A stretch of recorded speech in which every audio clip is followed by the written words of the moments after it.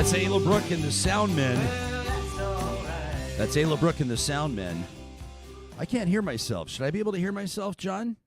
That's Ayla Brooke and the Soundmen. Am I live on the show? I'm not hearing anything in my... Yeah, you can hear me? I can't hear me. Why can't I hear me? I don't know what's going on. I can't hear me. There, now I can hear me. Now my knob's turned... Well, that's unloaded. My what? He said knob. Yeah, my knob's cranked. Hey, for once it wasn't me. Yeah, but now you're super loud in my ear, and this is an interesting one. Well, okay. We'll figure it out. We'll figure it out. It's not important. This is not important. Good morning, everybody. It's March 16th. I wanted to make sure you were able to hear my voice because I have very, very important things to talk about today. We're going to be talking to Brian Jean in about an hour from now. He's the, of course, the elected MLA. Well, there'll be a process where he swears in the whole 9 yards. But the former leader of the Wild Rose Party, a former member of Parliament, of course, as well, representing that beautiful region of central to northern Alberta. I always think when you talk about northern Alberta and then you look on a map, it's actually Fort McMurray is kind of like central Alberta in a way. You know, our friends up in Cold Lake and way up there would say it's central Alberta, but we'll call it northern Alberta. Brian Jean's been a political veteran out of there, a business veteran as well for a long time, and he's obviously got a huge amount of support. That was evidenced last night with a 64% show of support in this by-election, winning the Fort McMurray-Lac La Biche seat and immediately coming in and chastising and criticizing the Premier's leadership. It's a fascinating thing to take a look at. As a matter of fact, John, why don't we just throw to a little bit of video? This is Brian Jean just hours ago. The results were taking a while to come in. I think everybody kind of knew what the results were going to be, but you still got to hold the votes, right? So this is what Brian Jean had to say, a portion of it, late last night.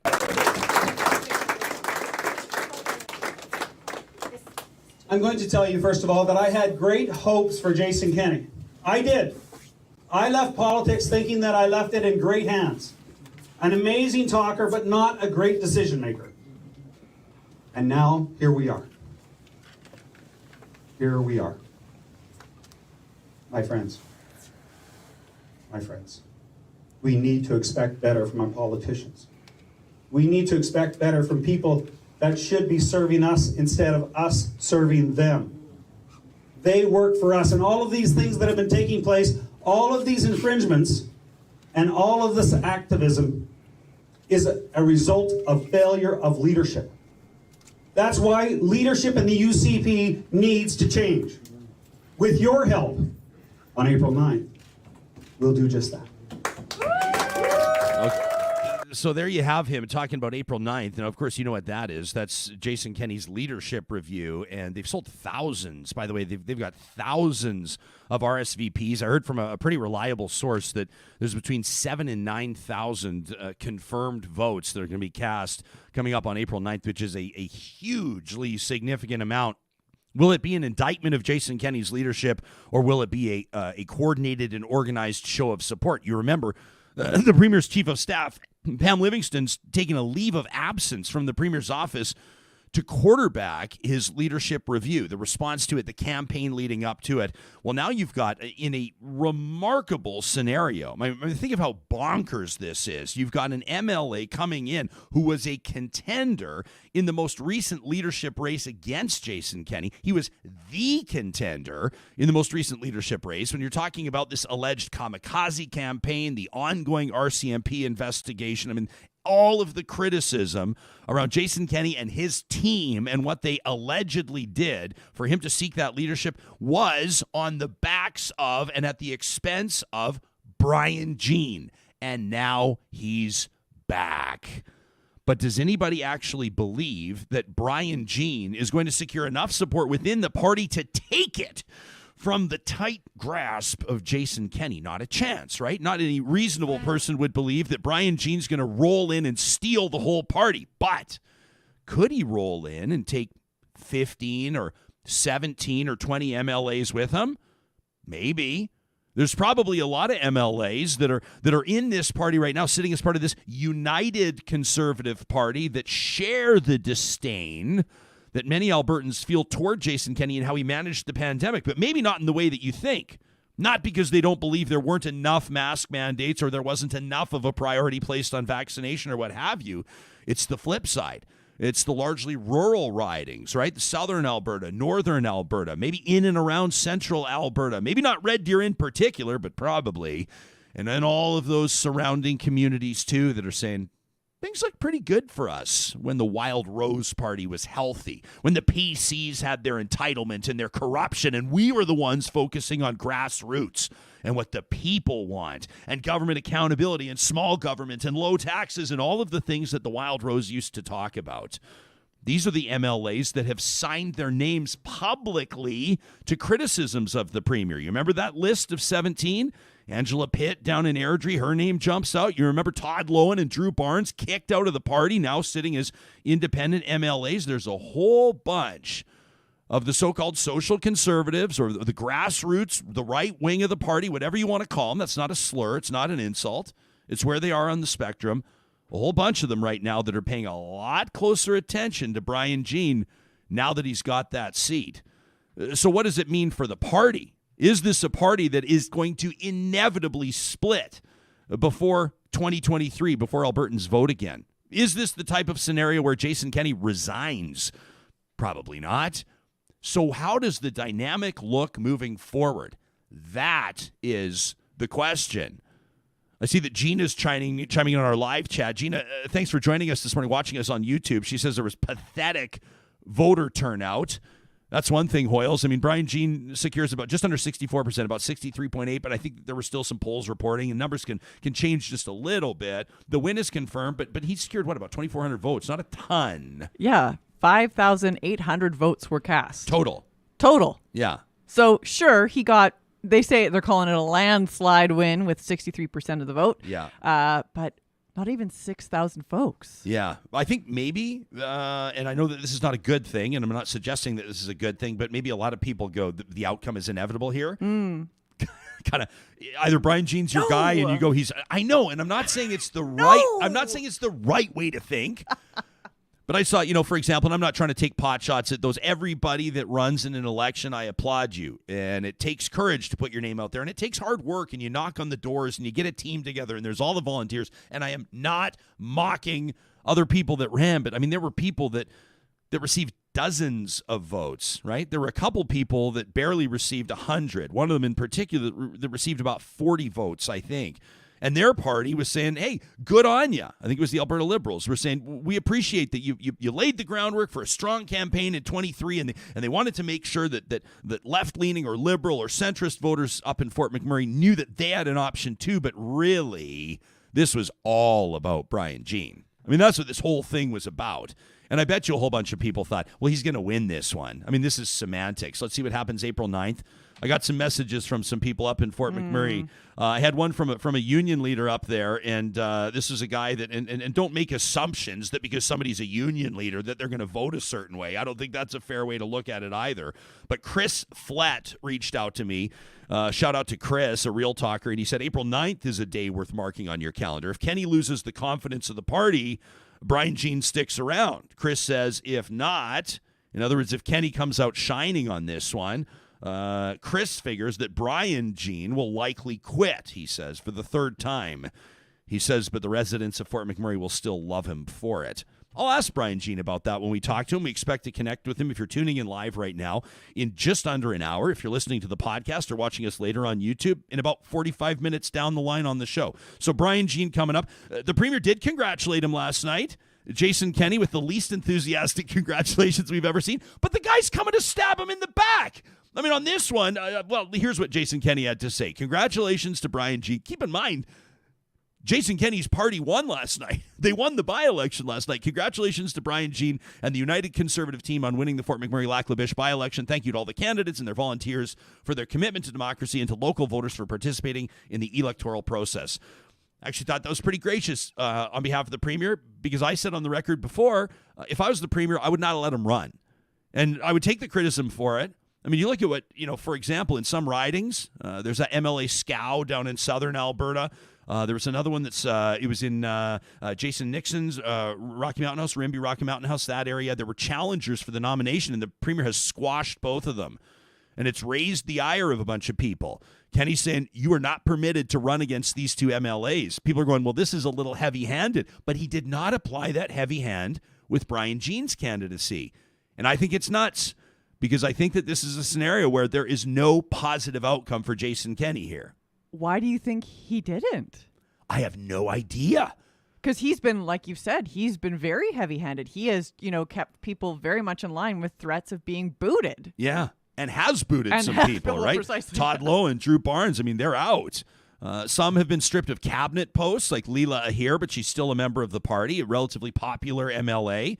Keeping an eye on Leela Ahir and just see what the next year looks like for her. Are you noticing something, though? Huh? That his measures are seeming to weaken or become less severe because, first off, he booted the folks from cabinet. Right. Then, out of the party, then out of cabinet, so one less severe, and now just let Brian Jean do whatever the hell he wants. Tony says he's winning the oil lottery. Kenny's beaming, and he's on the side of possibly keeping his leadership. Let's not forget that, for sure. But I don't know. I don't think you get, like I said, if it's between 7,000 and 9,000 or maybe even more by the time April 9th gets here down in Red Deer that are showing up to cast this ballot, to have their say on Jason Kenney's future leadership or lack thereof within this party, you have to assume there's more at play than a budget deficit. You have to assume there's more to this than where the price of oil is at. That many people motivated to show up or to cast their ballot and to have their say. Sandra says, could the premier really have stopped Brian Jean from running? Absolutely. That party can deny a candidacy for any reason. We found something. There was a reason. Or you just say no answer at all. Jason Kenney could have looked into the camera and said, this guy, I've already commented on this on Real Talk, but Kenney could have, it doesn't matter. It's water under the bridge now. Brian Jean's going to be an MLA whether you like it or not. For how long remains to be seen. But Kenney could have simply said, this guy is running on the mandate to bring our party to its knees. We worked hard to unite it, and I will not let it happen.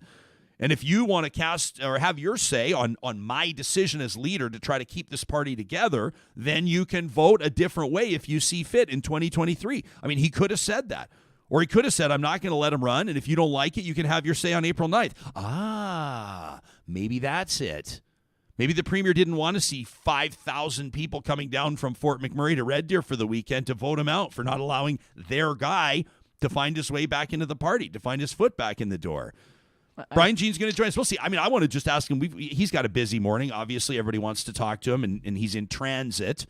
He's going to be on his way to Edmonton today, so we're going to keep it a relatively quick one. We'll talk to him again, but Brian Jean coming up a little later on in the show. Dr. Ubaka Ogbogu, the deranged NDP law professor, so characterized by Alberta's premier. It's a pretty Alberta-heavy show today, by the way, is going to join us in just a second. I'm looking forward to checking in with him. We're going to take you out to the mountains today. MyJasper Memories coming up, and then energy journalist Markham Hislop right before Brian Jean. So there's going to be a lot of talk about energy, the oil sands, that beautiful region, that boreal forest in and around Fort McMurray. That's coming up on the show. Before we get to Dr. Ogbogu, I want to remind you about Power Ed at Athabasca University and the amazing opportunity right now. If you're feeling like it's time for maybe a career refresh, a new opportunity, check out the Artificial Intelligence Ethics Micro-Credential at Athabasca University. That's powered.athabascau.ca. This is an awesome opportunity to learn a little bit more about the implementation of artificial intelligence. It's virtually impacting every area of our lives. But the ethics around it, how much do we understand about them? What needs to be on our radar? What needs to be overseen or managed? And what could that mean for you with regards to your next career? Check this out. It works very simple. It's all laid out on the site for you. This micro course, just 2 weeks long with about 10 to 12 hours a week. Of course, that also means a 25-hour week. You can do it in half the time, 6-hour weeks. I'm not trying to blow everybody away with my math, but you're still done in a month. The certificate duration, 3 to 6 months. It's online, on-demand, self-paced at an affordable cost. You can find out more about this AI ethics micro-credential at powered.athabascau.ca.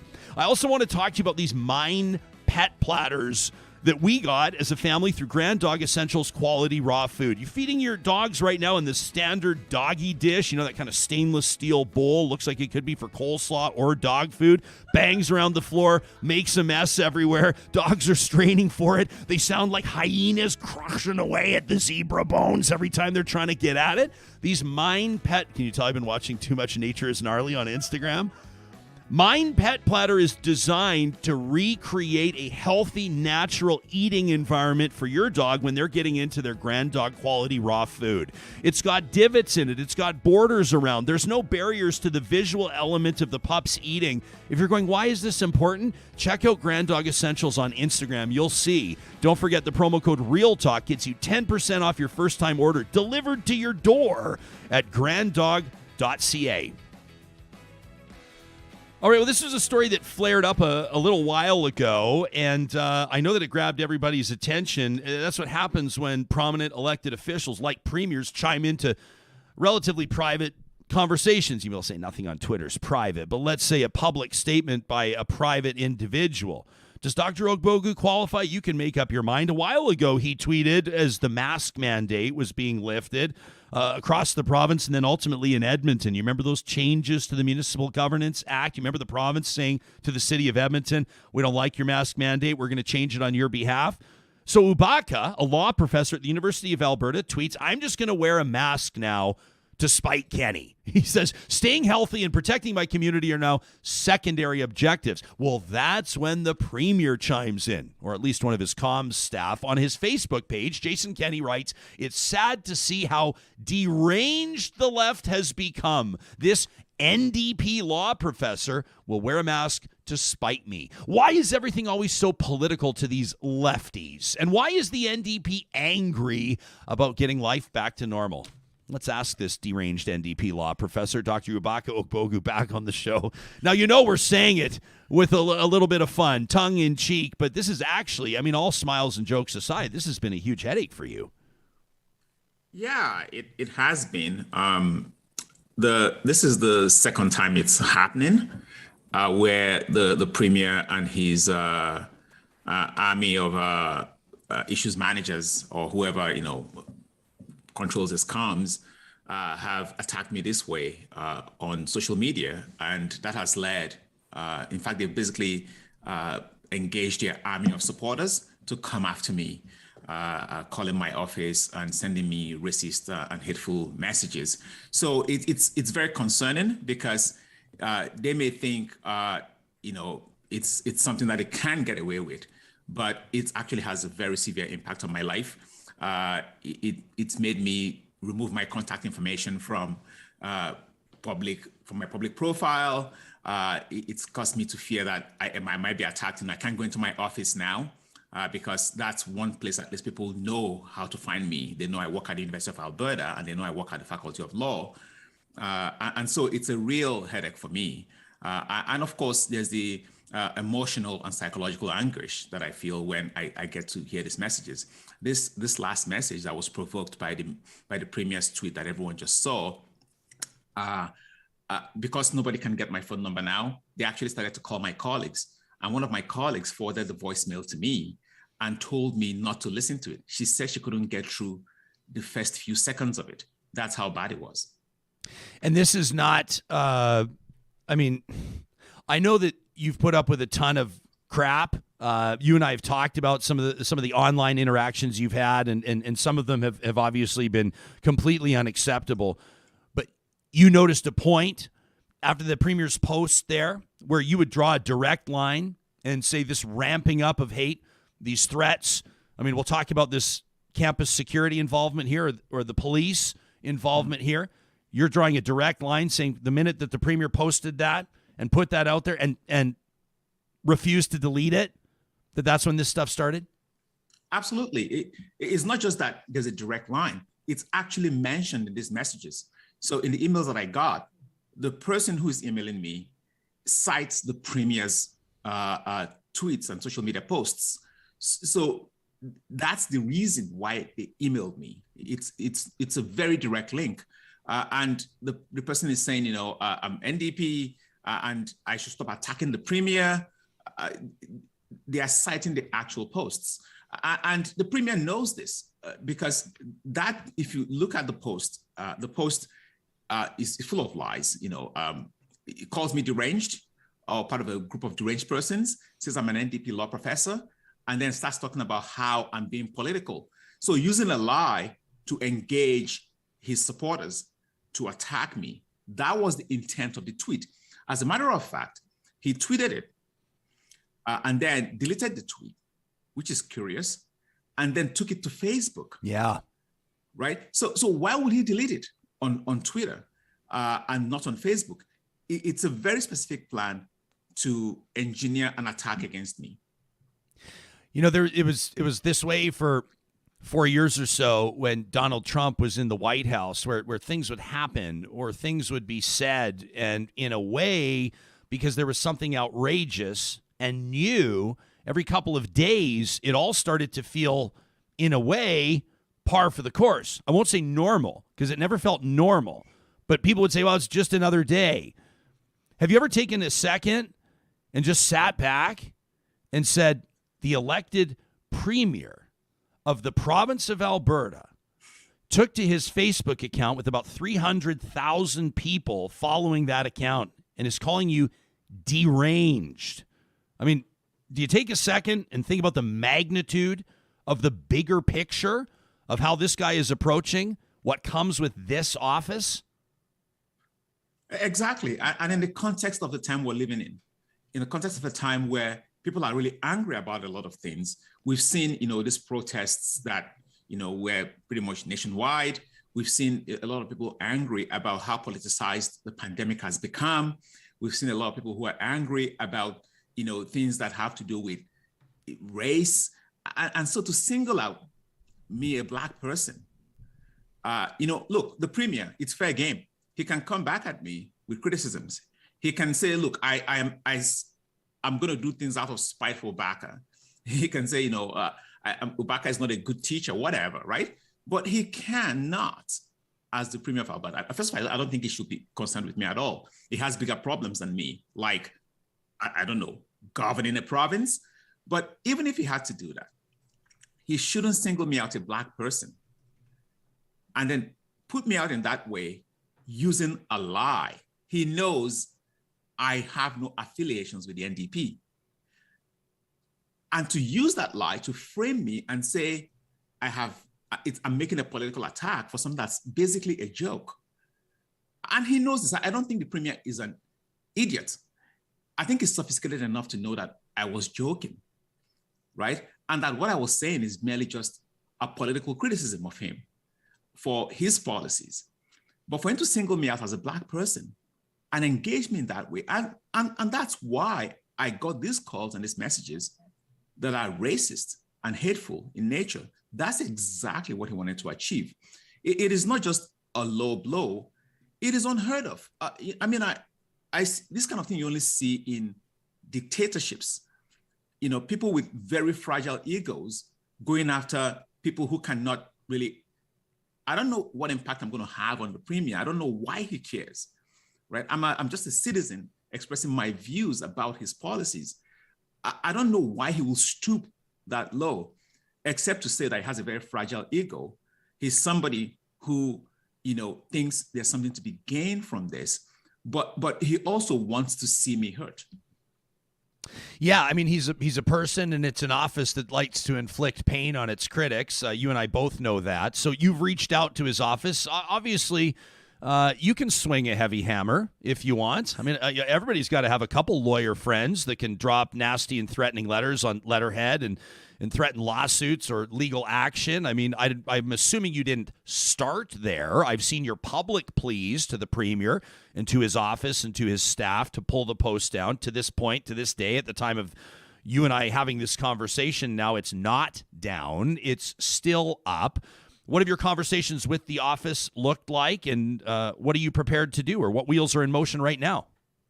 Yeah, you're exactly right. I have made repeated pleas on social media for him to take down the post. I sent a letter to his office where I have again asked him to take down the post and to retract the statement. Now, the posts that he made is defamatory. He has basically used a lie to, to generate attacks against me. It's defamatory, and I do plan to do something about it. I sent a letter to his office about 6 days ago, and because he's the premier of the province, and I assume he's busy, I gave him 10 days to retract the post and apologize for calling me an NDP law professor and for calling me deranged. If he does not do that, I will have absolutely no option but to seek to protect my rights and my integrity and my reputation by taking legal action against him. I am determined to do that because I think this has gone on for too long. As you know, this is not the first time we've talked about this. They've been at this from the time they took office. It's a very concerted effort to shut down academics and critics. And he's not just doing it to me, he's doing it to a lot of my colleagues. He's doing it to, people in the media. And I think at some point, somebody has to say enough is enough. And I'm prepared to do that because, it's gone on for too long. And look, he has resources. I don't. He has, an army of lawyers who he can pay to defend him. I don't. But this is something I'm prepared to do because I think it's gone on for too long and he can't just keep doing it. If I let him get away with it, he's going to do it again. And at some point, somebody is going to hurt me or hurt my family. And then I'll live with the regret, if I survive it, of knowing that I could have done something about it and I did not do something about it. You have tweeted and been open about police investigations, about warnings or correspondence that you've received from campus security. You mentioned that you've had conversations with colleagues of yours, fellow academics, via the University of Alberta. What's this doing with regards to a ripple effect, bigger picture? And what's the status of have you made contact with the police? I mean, if some of these phone calls, voicemails you've received, I'm assuming they've been forwarded. Yeah, so some colleagues at the University of Calgary who actually got this voicemail messages directed at me contacted the Calgary police, and the Calgary police reached out to me, and I've given them a statement. They are pursuing a criminal harassment investigation through their hate crimes unit. And from my perspective, I'm happy to see that happen. I'm especially grateful for the allyship that these colleagues at the University of Calgary have shown. I'm happy that they decided on their own to do something about it. That's the kind of action I want to see when people support people like me who face these sorts of racist attacks. But at the end of the day, going after someone who was inspired to do this by the Premier of Alberta seems to me to be, in many ways, a half measure. It's, you can go after this person, but you need to cut off the problem at the head. You need to really go to the source. And the source is a premier who absolutely has no ethics, a premier who runs an office like he's a bully, a premier who will fit better into a dictatorship than in a democracy. He has to understand that fundamentally, as somebody in that position, he's going to be criticized. He has to be criticized, not just by me, in my capacity as a professor, but by every person who's a citizen of Alberta. And I'm not the only one who's criticizing him. Even people who support him are criticizing him for his actions. Why has he singled me out? If he decides, instead of governing, to spend his day posting on social media about everyone who criticizes him, then Alberta will virtually have nobody at the helm. And I think that's what he's doing. He's spending so much time on this sort of ridiculous endeavors when we have so many problems to address in this province. And so I think going after these racists who contact me is one thing. But if you really want to cut off the problem, you need to discipline the Premier's office. He needs to hire better people. He needs to focus on his policies and on defending them, and not on low-blow attacks on citizens. It is unheard of. I've lived in military dictatorships, and I don't even remember. I mean, there was no social media at the time, but I don't remember military dictatorships where they go after citizens in this manner. Just, sure, they can put you to death if you criticize them. But I don't imagine that they spend this much energy and their daily life just attacking people who are criticizing their policies in this way. Yeah, I mean, there's audio from 2-3 years ago of the premier speaking at an oil sands conference where he called Vladimir Putin's goons arresting demonstrators as instructive. So it probably provided some context to where the premier's at. I mean, let me provide some more context for you. Not that you're not alone here. I'm not trying to say that I mean, your circumstance is remarkable, not in a good way, Ubaka. But just the other day, I'm talking about the premier's new radio show, which obviously comical. I'm on the record. I'm not going to spend too much time talking about it, but elicits this response. These are senior communications staffers in the premier's office, the premier of Alberta. Senior staffer Brian Bateson tweets, I hear that the Ryan Jesperson Conspiracy Hour is living up to every expectation of Alberta's left-wing tinfoil hatters this morning. The Premier's Executive Director of Communications, Brock Harrison, replies, I haven't listened, never have, and I know what you're talking about. These are senior staffers in the office of the Premier of Alberta. I hope that people never forget the way that it used to be, the way it is in most every other province, and the way it can be again when it comes to the decorum and the decency that the Premier's office exudes, regardless of who sits in that desk. Yeah, that's right. One thing I've heard repeatedly is that, I don't criticize the NDP in this way, or I never did criticize the NDP in this way.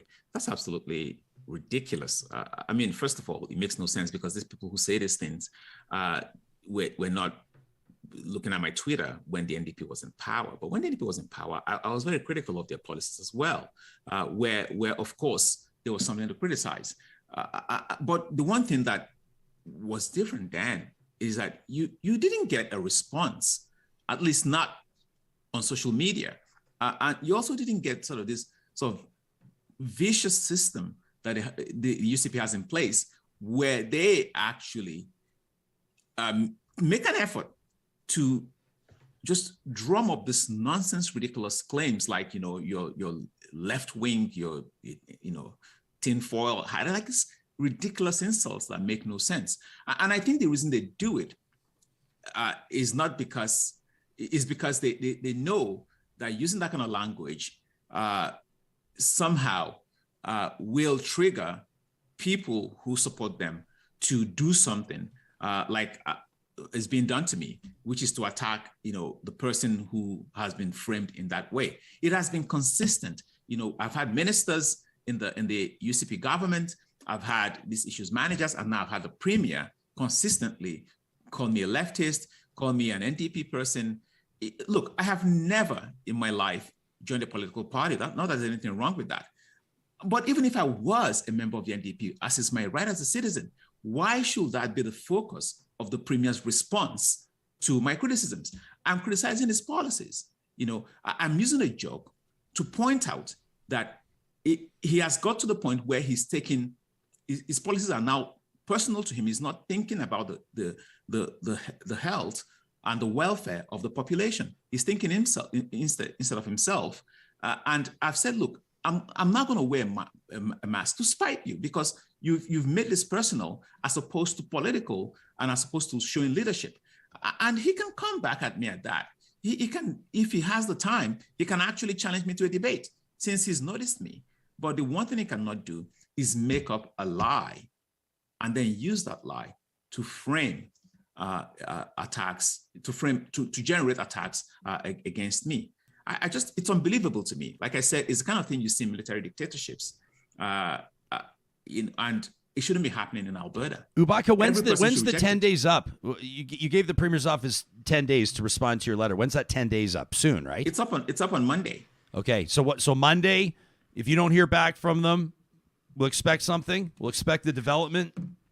I don't expect to hear back, to be honest. I sent a letter because I have to, give them that courtesy.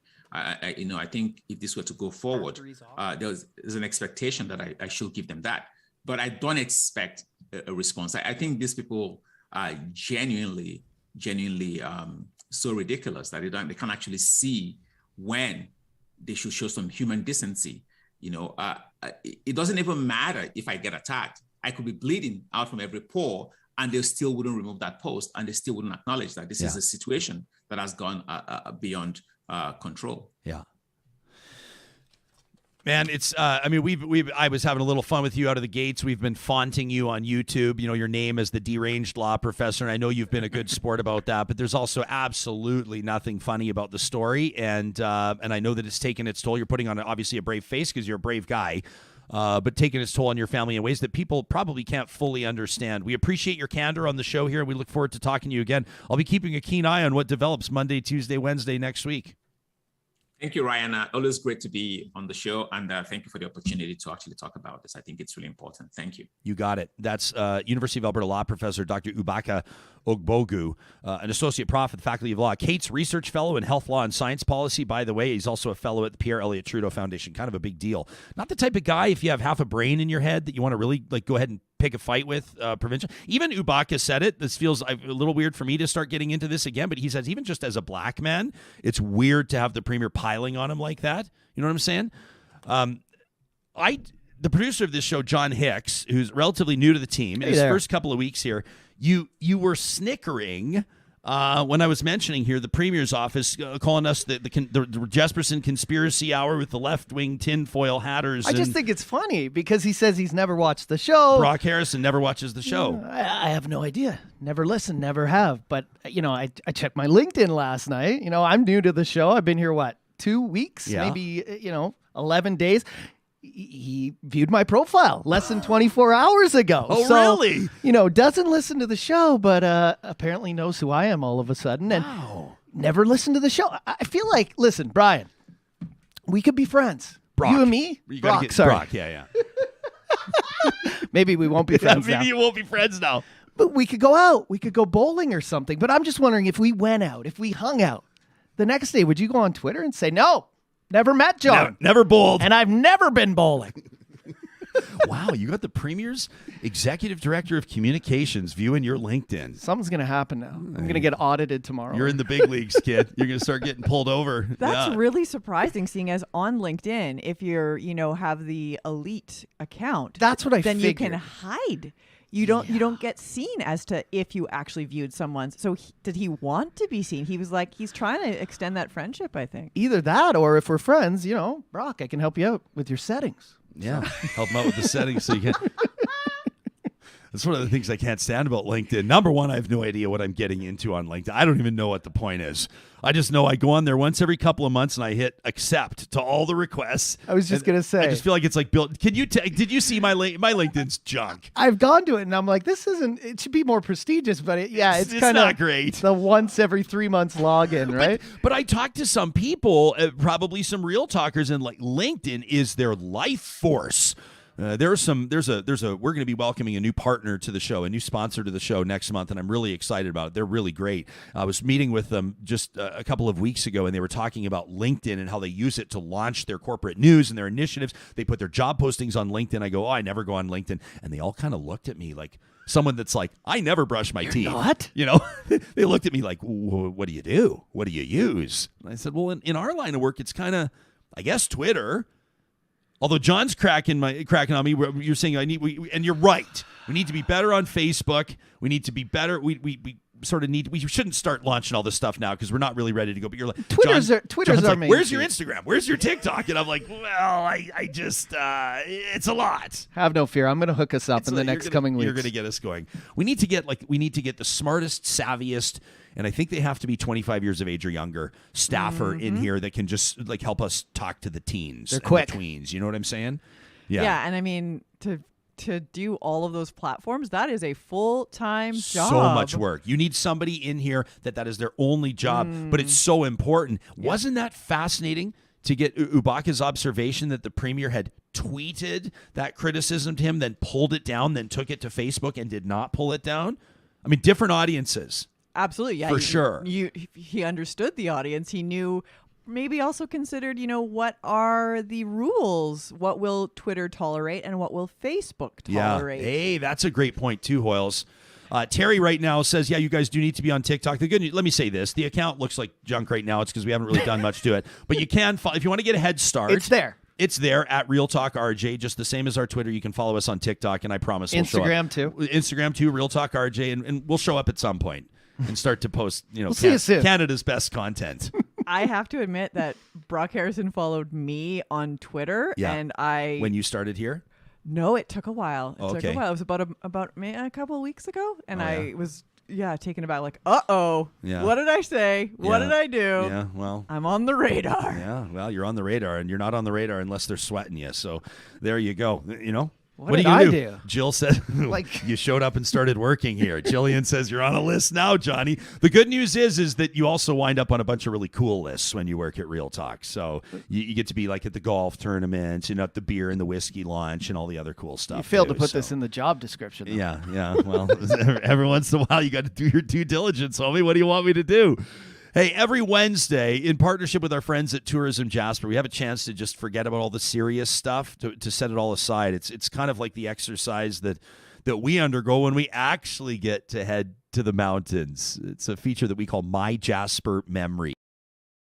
And today, we're very excited to let you know about a couple of things. I mean, when it comes to making memories, sometimes it's a new opportunity or a new venue that just changes the game and makes a long weekend or maybe a full week off even that much more memorable. Did you know that there's a new wilderness-inspired hotel that's opening in Jasper? Surrounded by mountains right at the edge of town, flawlessly designed, Forest Park Hotel has a contemporary palette that integrates natural wood and stone accents throughout. I saw it under construction a couple of months ago. Stunning. I love those huge, big rafters. Look at those big beams. Each of the 88 brand new suites featuring kitchenettes and expanded patios. Can't wait for summer. A show-stopping fireplace anchors that hotel's vaulted pavilion. If you're watching this on YouTube, oh my gosh, right? Plus, there's a new ski for free deal, okay? By the way, jasperforestpark.com is where you can learn more about that beautiful new venue. If you book 3 or more nights right now with Pursuit in a kitchenette suite at either Marmot Lodge or Lobstick Lodge, we want you to have lots of options here. For April, you get 3 days free skiing or snowboarding at Marmot Basin for 2 adults. How about that? I actually looked into it yesterday. I was like, ooh, I like that. Yeah, Hoyles is going to be gone. Well, it's okay. Hey, you got vacation time, and where better to use it than there? Right? I saw a couple people posting Instagram out of Marmot over the weekend. Their conditions were stunning. So you've got to book by March 31st, okay? It's coming at you from $159 a night, and it includes the free skiing. What a time to get out there, right? So it's valid all of April, the entire month of April, with no blackout dates, which is awesome. If you want to learn more details, maybe you missed a couple details, just go check out our website, jasper.travel/realtalk, and it is never too soon to start making your plans. I mean, it's coming up in like 2 weeks anyway. Jasper Pride Festival, which is, I don't want to say, oh, geez, am I going to pick a fight with like Toronto and Vancouver and all the other great pride? Do it. It might be the best. It might be the best pride celebration in the country. Jasper Pride, they ramp it up like nobody else does. I mean, look at the backdrop. It's the only gay ski week in the Canadian Rockies. 10 days of epic pride events, action-packed activities, unlimited skiing, all in the spirit of coming together, proud and free. And you can check out jasperpride.ca. We want to see your Jasper memories, too. If you're posting on Twitter, on Instagram, use the hashtag MyJasper and the hashtag RealTalkRJ, and you could see your images, your videos, your memories featured right here on the show as early as next Wednesday. Well, when you talk energy policy, the energy industry, investments, divestments, or anything else in Canada, chances are you're hearing from energy journalist Markham Hislop. It's been a while since Markham's been on the show. Every time I talk to him, I learn something new. He's a climate journalist. He hosts the Energy Talks podcast, and we've spoken with him already about his 2019 book, The New Alberta Advantage, Technology Policy and the Future of the Oil Sands. It's nice to see you again, my man. How are you doing? I think we've got you on mute, Markham. Let's try that again. We got you? Am I here? I can hear you loud and clear now, my man. How have you been holding up? There's been, since we last spoke, Russia's attack on Ukraine's been a big one, but there have been other energy developments as well. This is, a fascinating industry for you to be keeping an eye on and reporting on a regular basis. You never know what's coming. Well, one of the reasons why we moved into energy in the first place years ago was because there's an energy transition underway. And it's been, it got started in the 1990s. And it just happens that the 2020s are the disruptive decade of this one. And that's when, all hell breaks loose, right? The new energy technologies start moving into the marketplace. They start pushing out the old technologies, and it's disruptive, and it's very uncertain. And we're going to have a whole decade, maybe 15 years of this before things settle down a little bit, and electricity and low carbon fuels are dominant. But that's what's coming, man. And in Alberta in particular, because it's so dependent on hydrocarbons, that's part of Canada that feels the disruption most acutely. And so, yes, it's covering, Canadian energy, global energy issues, but in particular, Alberta, because that's the epicenter of energy in Canada. It's been a lot of fun lately, I've got to tell you. Yeah, a lot of times I'll go to you for sort of like high level understanding of like the big stuff, what's going to happen with this pipeline, or what, who was responsible for killing this pipeline, or, But on this one, I want to talk to you about household stuff. I want to talk to you about household pain. People right now that are not locked into fixed rates on natural gas, or people that are looking at their power bill, their electricity bills right now are going, it's literally double. It's double what we're used to paying. Can you help us understand what's happening for the average person, the lay person that doesn't understand all of the intricacies? What's happening? Why are the prices so high? Well, you know what? This is not my métier. My journalism is really the big picture and connecting the dots. So I'll just give you what little bit I know on this topic, and that is that the price of electricity is not high. It's the distribution and transmission costs, and I think that's true in other provinces as well, but particularly acute in Alberta. So that's my insight for today. Right? Well, and I want to ask you, and I want to be able to keep you in your wheelhouse and the stuff that you're writing about. But people will take a look, and for example, I mean, I can be guilty of this, where you go to fill up your vehicle and you go, it's $1.68 or it's $1.73, and these are, I mean, people in Vancouver are going, spare us your lamentations. They're used to $2 or $2.10, but we go, okay, so it's tough for us, or it's bad for us, but maybe it's good for Alberta, or maybe it's good for Canadian energy, or maybe it's good for somebody. With regards to the global dynamic of what's going on right now, so many factors at play. The Americans saying no to Russian oil, sanctions on Russian energy from a number of different countries. Is this, it feels tacky to ask you the question, but in a time of war, is this an opportune time for Canadian energy producers? No. And I know that's going to be really surprising answer in Alberta. But, unless this war drags on, and that doesn't look like it's going to, this is a short-term pain. Where the opportunities come from for Canadian oil producers, and remember, the oil sands dominates in Alberta. I think it produces something like 75 or 80% of Alberta oil. The market opportunities are really down in the U.S. Gulf Coast. Now, Mexico announced a few months ago that it's going to be ending exports of Maya heavy crude to the U.S. in 2024. That's 600,000 barrels a day that has to be found someplace else. And, that's a huge opportunity for Alberta oil producers. But maybe there might be opportunities in California because their production has been steadily declining. In Trans Mountain expansion will be done. Maybe, I guess now we're looking at maybe 2024. So there are opportunities, but I don't think this short-term disruption caused by the Russian invasion of Ukraine is going to have any kind of lasting effect on either production levels, investment levels, or the kind of decisions that energy companies are making. Okay, so the federal environment minister, Mr. Guilbeault, speaking at the Canadian Club Toronto a while ago, talking about the federal environmental strategy ahead of the release, and I know a lot of people are curious to see what Canada's roadmap is going to look like for greenhouse gas reductions coming up at the end of the month. You talked about a reliance on hydrocarbons. What are you expecting to see here? Where's the industry going, and what are the implications for people that work in the industry and for people just keeping a keen eye on it? That's a really good question, Ryan, and it's really important to know. First of all, we don't really know where the emissions reductions are going to come from. There's the best guess is that in the short term, the government is going to focus on methane emissions because those are relatively easy to abate, and the Canadian government has already increased its target for methane emissions reductions to 75% by 2030. So, the industry is on board with this because the more methane you keep in the pipe, the better for you because now you can sell it. So that's probably going to be the short term, but we don't know, and we won't know till maybe the end of the month. Maybe even now I hear that the emission reduction, the oil and gas cap might be pushed off to 2023. So lots of uncertainty there. But I think in terms of, what does this mean for Alberta?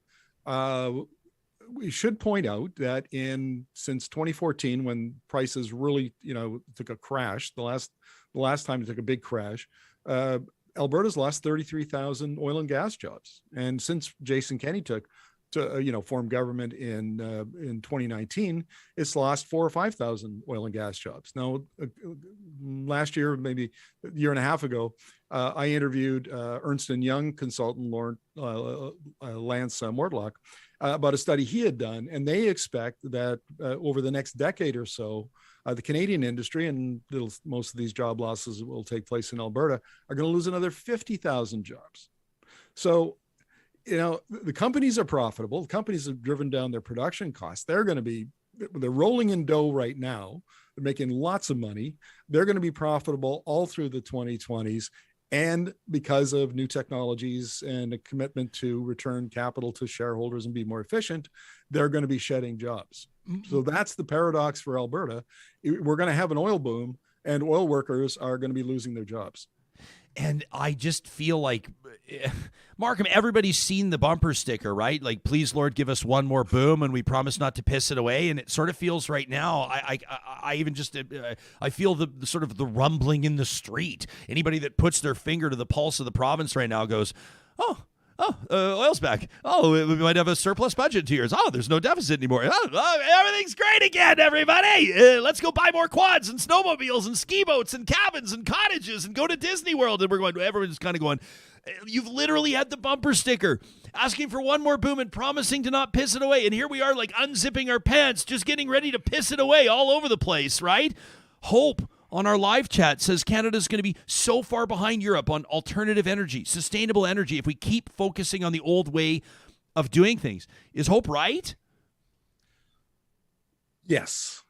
And I'm afraid that that's the case. I've argued in columns that Alberta is behind the times, and, this is the incumbent industry. This is, oil in particular has been dominant for over 125 years. And Calgary is an epicenter of groupthink. The executives, you can't go anywhere in the plus 15s or a restaurant or a bar, and everybody thinks the same. There's that narrative of oil. Oh no, we're going to have another 20, 30 years of growing oil demand. Oh, don't worry about it. The premier talks about that. The oil companies put it in their investor presentations. Well, once you get outside of Alberta, once you get outside of Canada, like I spend a lot of time interviewing experts from the US or from Europe or some from Asia, and you get a totally different perspective. This is something that Albertans just don't get, that the energy transition is accelerating so rapidly, and particularly in the areas that will affect them, which is electricity and transportation. The renewables are going to be like 75 to 90% of all new electricity generation added from here and in through the 2020s for sure. And at the same time, the automakers we can't appreciate how fast they are switching to electric. Last year alone, according to Bloomberg NEF, $270 billion was invested globally in switching to clean transportation. Yeah. And it's absolutely, it's crazy. And I want to make a point here, Ryan, is the customer for oil is not you and me when we go to the gas station. It's the auto industry. The auto industry decides, what fuel is going to go into a car or a truck. And the auto industry is sending a message loud and clear to Alberta and the oil companies is, we're done with you, man. We're breaking up. It's not going to happen tomorrow, but we've chosen electricity because it's cheaper and more efficient. And that's the way the world is going.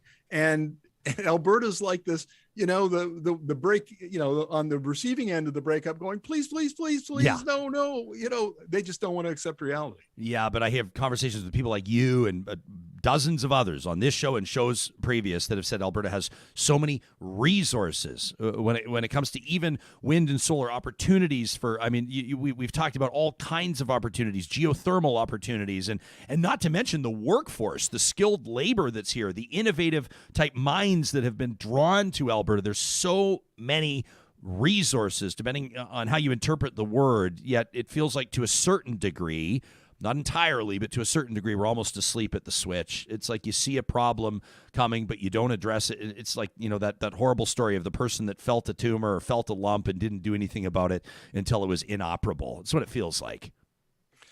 Well, and it's the leadership is a large part of the problem. I mean, we starting at the top with Premier Jason Kenney, he just doesn't get it. I mean, it was only, 3 years ago during the election campaign, it was all about hydrocarbons. It was pipelines. It was about jobs. It was about rescuing oil and gas from the clutches of the Notley-Trudeau alliance, all of that stuff. And none of that's come true. I mean, he hasn't got a pipe, he has had no influence on the construction or approval of any pipelines. He hasn't been able to stop job losses. He's all he's done is throw money at projects like Keystone XL that, $1.5 billion. Well, look, $1.5 billion, $1,500 million to put it into perspective. Well, let's put it into more perspective. Last week, TC Energy emailed the CBC for a story, and I want to quote from that. The Keystone XL pipeline project was terminated and will not proceed. And I'll bet you the day before that came out, Premier Kenney was advocating somewhere for the Keystone XL project. Yeah. I mean, how can the Premier of the province not be on the same page as the proponent of the project? Did somebody not pick up a phone and tell him? Or what? Did he not listen? That's literally what happened, Markham. That's literally what happened is nobody picked up the phone. It's literally what happened. They're too busy picking fights with law professors. John Lobo on Twitter says to you and I, we're in the stage that the steam to gasoline engine was in the early 20th century. Says we will go from steampunkers to gas punkers. That from John Lobo. That would be a good band name, the Gas Punkers. Not bad. Not bad. Somebody got to make a T-shirt about that. Yeah. Hey, Markham, it's always good to see your face. Thanks for the insight, pal. Always good seeing you, man. Yeah. Make sure you subscribe to and check out the Energy Talks podcast. That's Markham's. And, of course, you can check out his work at energy.media. That's energy with an I, energy.media. I had a kind of a pretty interesting, I was going to say a wild circumstance last night. It was not wild, but I had the opportunity to, it was the furthest thing from wild, but it blew me back in my seat.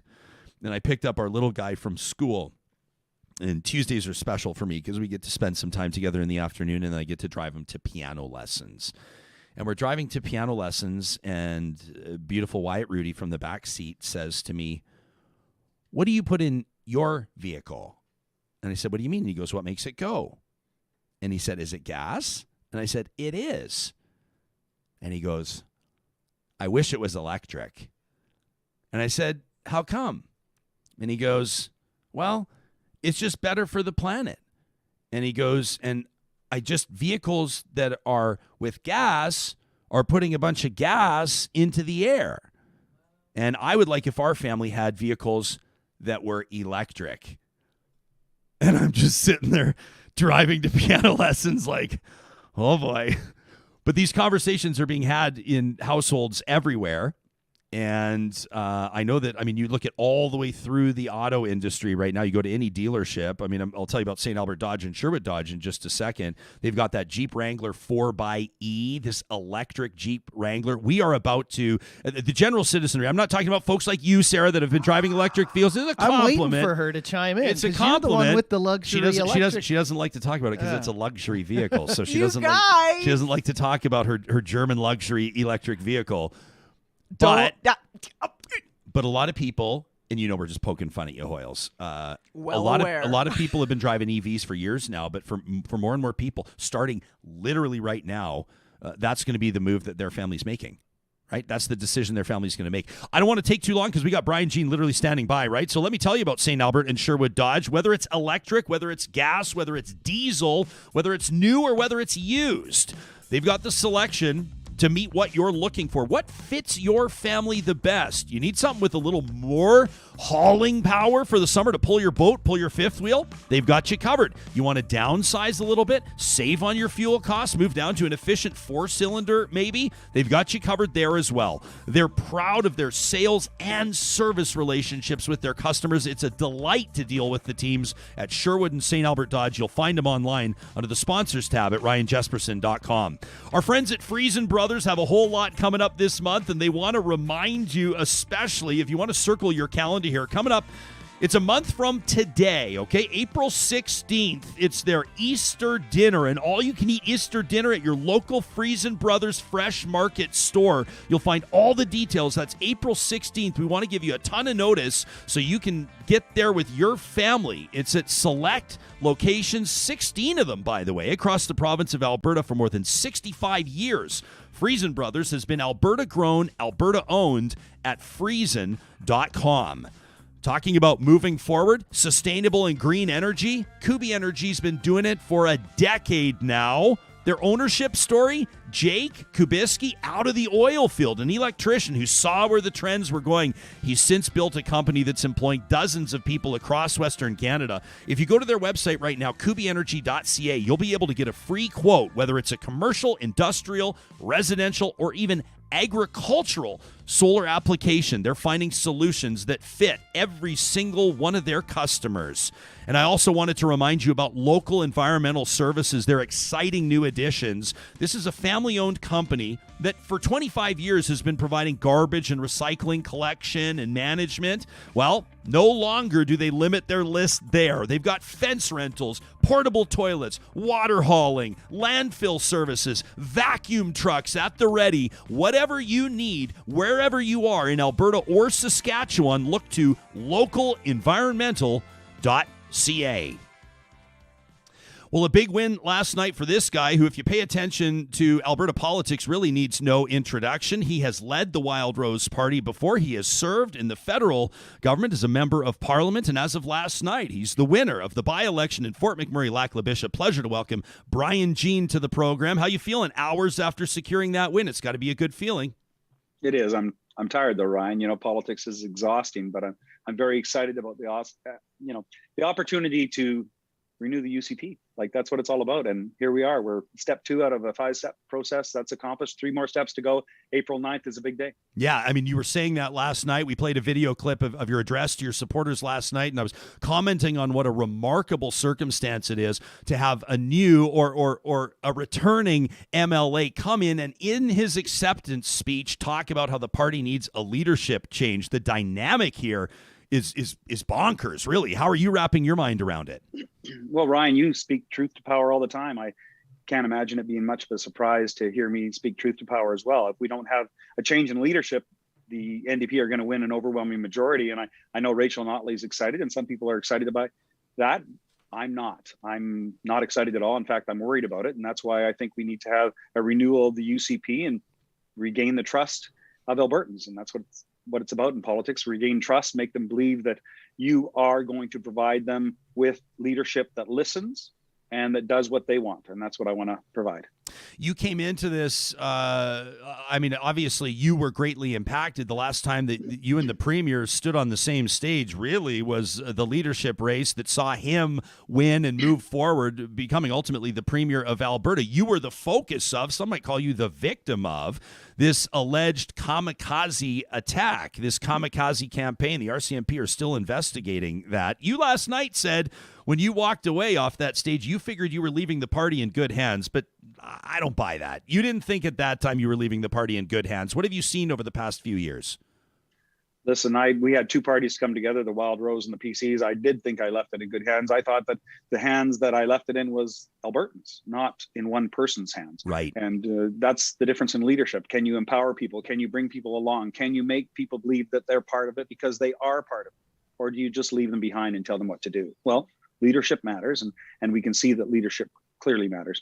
We have great needs in our province right now. We have a healthcare system that's in shambles and that very few Albertans now trust, which is extremely important, important that they do, because let's face it, healthcare, there's nothing more important to a family that needs healthcare than trusting that healthcare system. And we need to get back to that point of where the healthcare actually has great outcomes. Our education system responds to it, the parents who should be in charge, and our justice system. Well, we all know where we are in our justice system. We need some help, and we need some leadership that empowers other people to get involved. And to renew the UCP, it's all a part of that. And Ryan, you know that there's only 3 days left to buy a membership in the UCP and a register for Red Deer. And if people don't do it, they are missing out on the greatest opportunity in politics, for sure, in my opinion, this century, which will change the direction we go as a province. Either we will go one way or the other way. And I think the other way, which means renewal of the UCP party and brand new policy that reflects Albertans, is the way to go.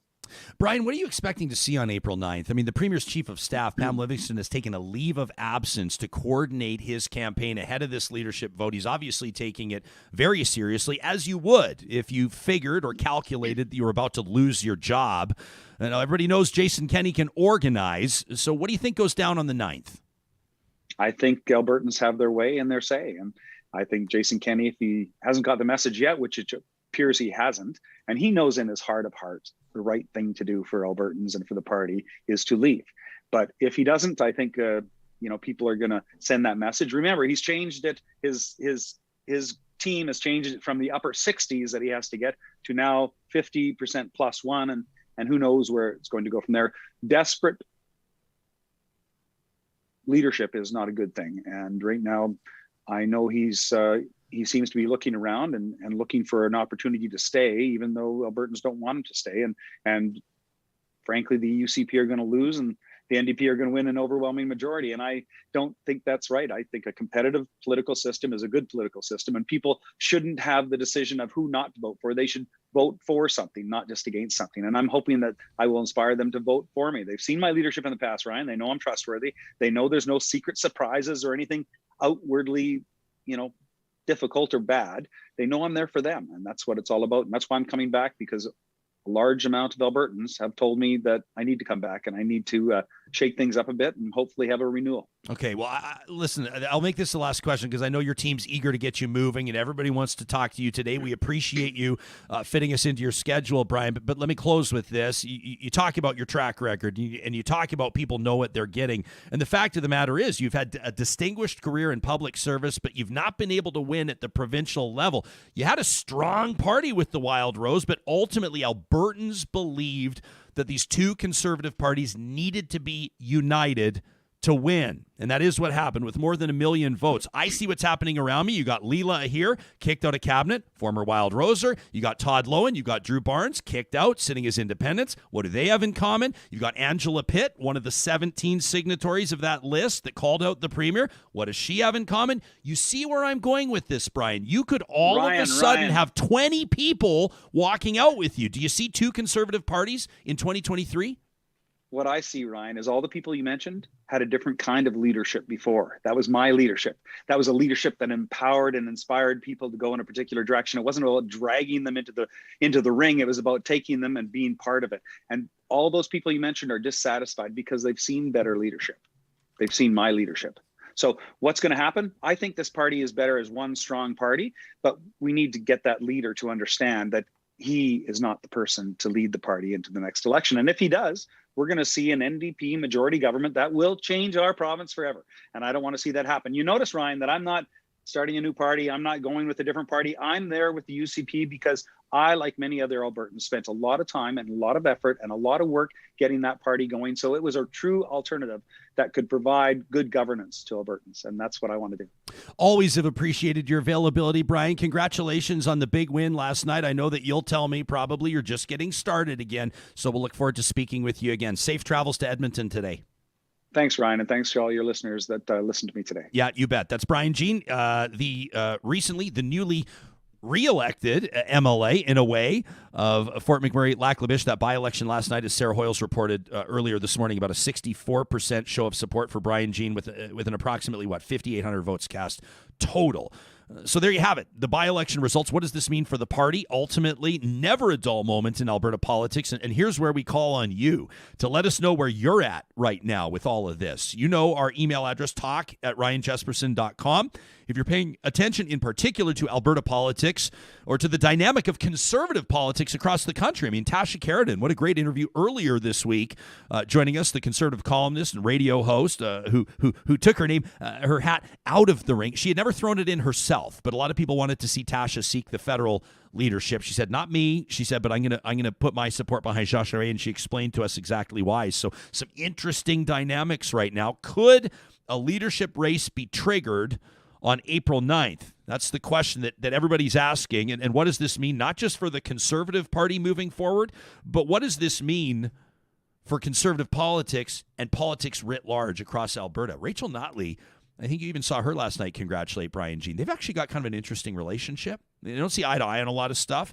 But you remember, and I mean, obviously you hope that disaster brings out the best in people. You hope it brings out that bipartisan approach to governance in people. But you remember when Brian Jean's house was among the couple of thousand that literally burned to the ground as Fort McMurray, I would say, succumbed to that fire, but Fort McMurray didn't. Fort McMurray defiantly stood, didn't it, in the face of that fire and fought that fire like hell.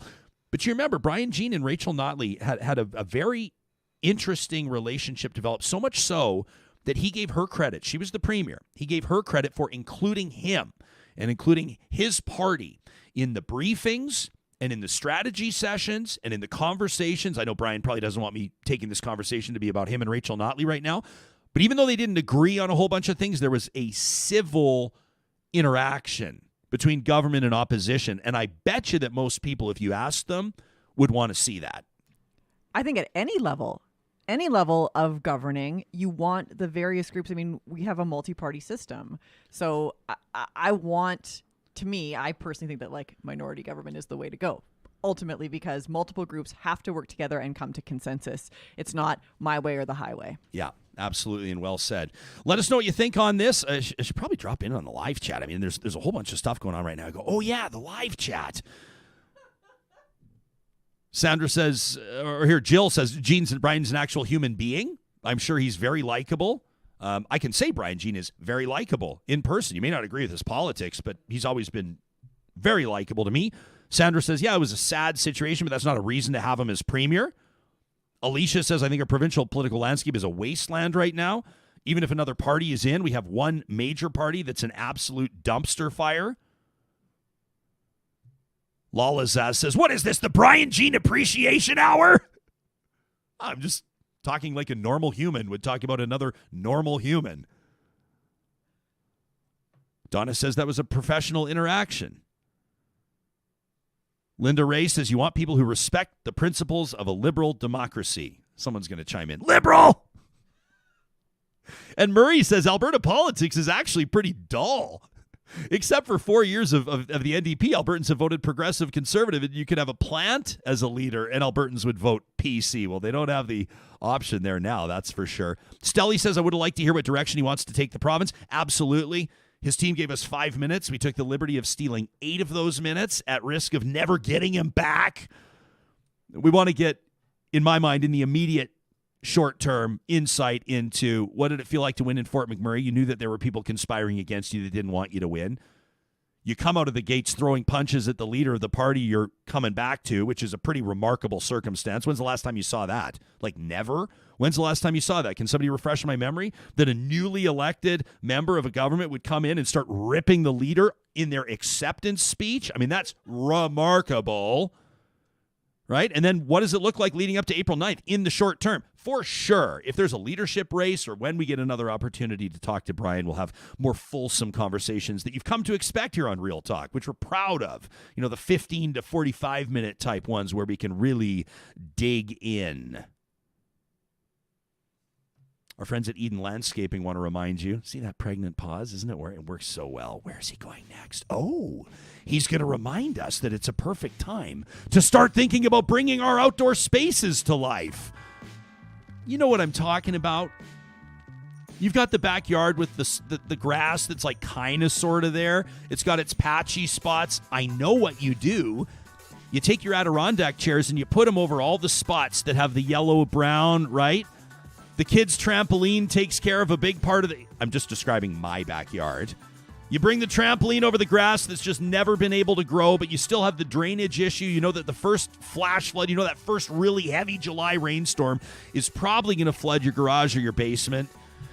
You've got the shop vac ready. If only there was a company that could jump right now to help you design a solution and make it happen by this summer. Aha! Eden Landscaping is that company. I proudly partner with Mike and his team because I've seen what they can do. You can find them online, contact them, and get your free quote today at landscapeedmonton.ca. I wanted to give a big shout out to Patrick J. Patrick J., this shout out is coming a day late. And I hope that you're at least already a few dollars short, because Patrick J. yesterday announced in the chat he was now officially switched over to Park Power. And Patrick J., it just warms the cockles of our heart to know that I'm sure you chose the fixed rates. You're going to be saving money right away. And when you get your first bill from Park Power, you're going to notice that there's $70 knocked off it, because, of course, you used the promo code 2022-RealTalk when you signed up, when you brought your business over, right? Bundle their services, save even more on those administrative costs that Markham was just talking to us about. You'll find them online at parkpower.ca. If your family right now is looking for help, you've got a loved one that's perhaps living with dementia or perhaps Alzheimer's, some other contributing factor that requires compassionate, well-matched home care, this show recommends Infinity Healthcare. They're very proud of their personality matching service, which means if your mom or dad, your grandma or grandpa, maybe it's your brother, sister, or even your spouse, has a language barrier, perhaps there's cultural or religious factors at play, maybe there are other considerations to be made when it comes to home care, Infinity takes the time to match personalities. That's with their clients and their care providers. Their entire team is so proud of their offerings. You can learn more about it. Plus, job opportunities for healthcare aides and nurses at infinity-8.ca. And I also want to say, before we take a look at what's making news right now, Sarah Hoyles has her eye on some developing stories. The team at Dairy Queen is very, very keen on this reinvented burger menu. Now, I know that you've probably been to Dairy Queen and you've checked out their burgers before, and you go, yeah, I mean, I have my favorites. And hang on a second. Have you checked out their signature stack burger collection? I mean, I'm really keen on the Loaded Steakhouse signature stacker, and I'm trying to be subtle. I got called out on this yesterday in my training session. I'm really pushing the triple burgers. It may not be for you. You can choose single, double, triple. Go with the triple. The onion rings, the bacon of the Loaded signature stack burger, that steakhouse one. Of course, the mushroom cheeseburger, the flamethrower, the bacon 2 cheese, and the 2 cheese deluxe. At the Dairy Queens of Northwest Edmonton and Sherwood Park, Palisades, Nemeo, Newcastle, Westmount, and Baseline Road, you let them know that Real Talk sent you as you fill your face. Sarah Hoyles. Jesus. I get excited. We all love food. I get excited. And when you can upgrade to a triple and there's onion rings on top, what do you want me to do? Why not? What do you want me to do? I'll tell you what we'll do. We'll take a second to get our wits back. Okay. To focus, because I don't want to roll into this hot. We just treat this like real life. I want to get serious for a second. Yesterday, what a moving address by Ukraine. Vladimir Zelensky comes in and speaks, essentially on behalf of the millions of people in Ukraine right now that are fighting to defend their country and save their lives. And he had, maybe not all 338 of them, but members of Parliament and Canada captivated. Absolutely captivated. I mean, when you think about it, he has had multiple assassination attempts on him, and he needs to find the space and the time and the internet connection to be able to make these addresses. Yeah. He's actually making one. He's wrapped up already an address to the U.S. Oh, this morning to the Congress, and of course it was British parliamentarians before that. Yeah. Why don't we bring you now? The majority of you, obviously, as engaged citizens, have probably heard the majority of what he had to say yesterday. But here is Zelensky speaking to Canada's parliamentarians. A portion of it. This was yesterday. When you call your friends, your friendly nation, and you ask, please close the sky, close the airspace, please stop the bombing. How many more cruise missiles have to fall on our cities until you make this happen? And they, in return, they express their deep concerns about the situation. When we talk with our partners and they say, please hold on a little longer. Some people are talking about trying to avoid the escalation. And at the same time, in response to our aspiration to become members of NATO, we also do not hear a clear answer. Sometimes we don't see obvious things. It's a dire straits, but it also allowed us to see who our real friends are over the last 20 days. Allowed us to see who our real friends are over the last 20 days. This guy's unbelievable. Yeah, loyalty. Are you being a loyal friend? I mean, I thought it was also very interesting that he would reference Justin. He would say Justin, not not Trudeau or Prime Minister. Remember Trudeau. Obama used to do that. Yeah, and he said like my friend Justin. He kept kind of going to that place and trying to shore up that relationship and emphasize that relationship. So yeah, and then there was a standing ovation at the end. It was a 12-minute speech.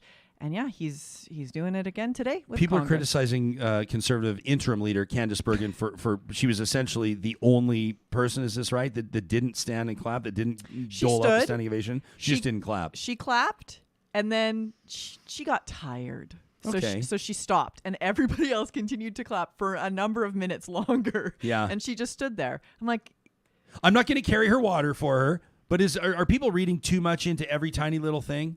Like if she did stand and she did clap, but she didn't clap enough, is that I always want people to say to assess this show as being reasonable. Okay. We approach every situation with reasonable lens, and we don't just automatically look to pile on people. Was it? I mean, is it possible that maybe she kind of forgot that the eyes of the country would be on her and that she should be the last one clapping? I don't know. No, you're not sold. Yeah, I'm sorry that she's going as the interim leader. She's not just. Yeah, she's not the prime minister. I don't but know. she's Maybe not an MP. Just an MP, not just, but she's not only an MP. She is the interim leader of the progressive part. I mean, of the Conservative Party. Yeah. And she just couldn't be bothered to continue clapping.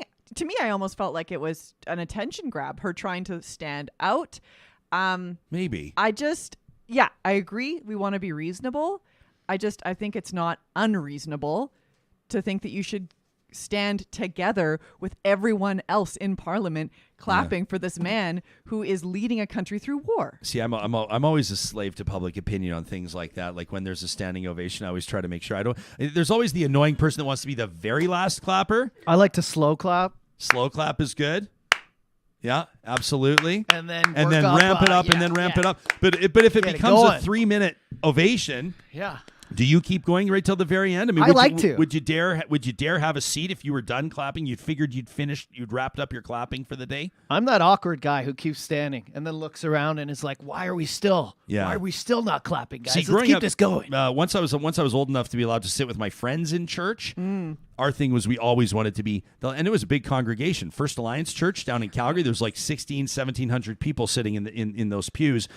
You'd always want to be the very last person to clap. So you want to get that last clapping? So there'd be like the clapping, like, whoever was there, and then they'd get all the big guests, right? And then you clap, and then stop, and then you would, and then there'd just be these two jabronis up in the back. It was me and my pals, and you always wanted to be the very last one until oftentimes like an usher would look back.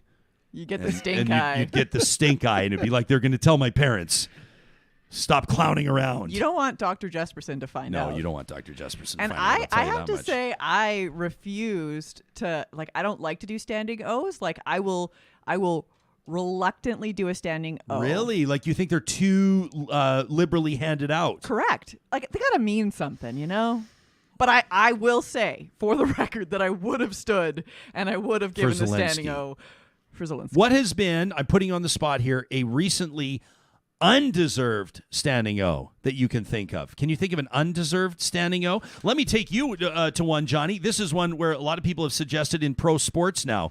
It's getting out of hand when athletes that have played like 60 games with a team and had unspectacular careers get traded or leave and then come back to that team's arena and they get a big tribute video. And everyone's going, you used to have to like win a cup there, or you used to have to have been the captain there, or you used to have been a fan favorite to get the big tribute video when you come back. Now it seems like everybody gets the tribute video. Maybe we're getting soft.